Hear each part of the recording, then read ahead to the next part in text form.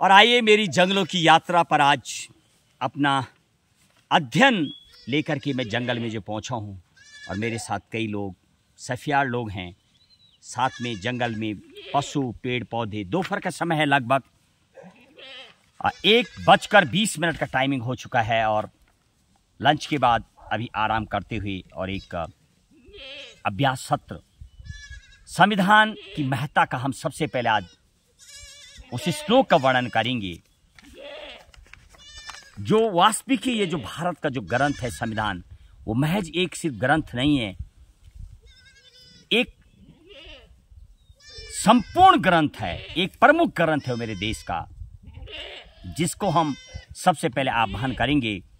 संविधानस्य महत्तम्य परमं प्रधानम संविधानमेकं राष्ट्रस्य एका विधिपूर्ण ग्रंथा विधि न्याय कार्या विधय प्रधाना तीसरा सदा कार्यरता तथैव। आइए मेरी भारत माँ की जो भारत माँ की आत्मा संविधान है उस श्लोक का अध्ययन करें।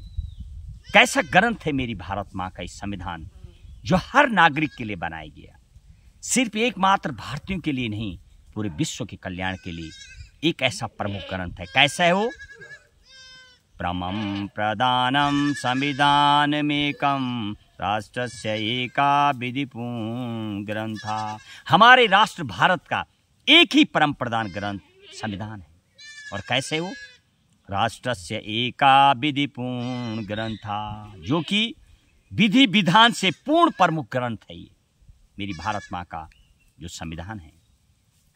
विधि न्याय कार्या विधय प्रधाना तीसरा सदा कार्यरता तथैव।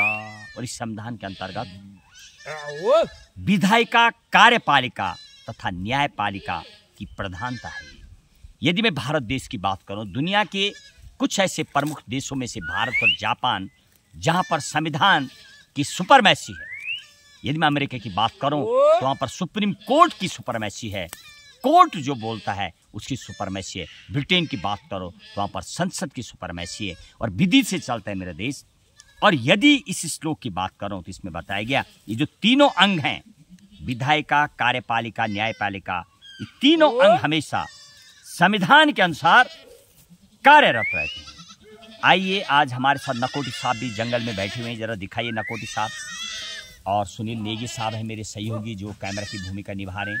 और मेरे बाईं तरफ बकरियां, भेड़ और तमाम सुहावन। और देखिए जरा इस तरीके से एकमात्र दुनिया का वो फूल जिसको खाया जाता है, बुरांस का फूल, बीच बीच में जब हम कभी कथा श्रवण करते हैं तो पानी की आचमन लेते हैं, लेकिन यहाँ पर बुरांस के फूल का आनंद लिया जाता है, मानो शहद, पानी, मिठास, गला साफ कर देने की जैसी दवा के रूप में इस्तेमाल किया जाता है।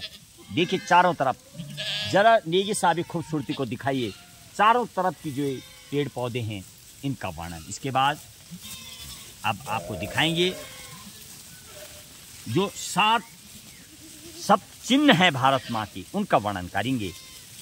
और इसी के साथ देखिए मेरी जंगल की यात्राओं पर कथा भारतीय संविधान जागरूकता सम्मेलन की तैयारी पर सीधे ग्राउंड जीरो की कवरेज। जय हिंद, जय संविधान, जय भारत।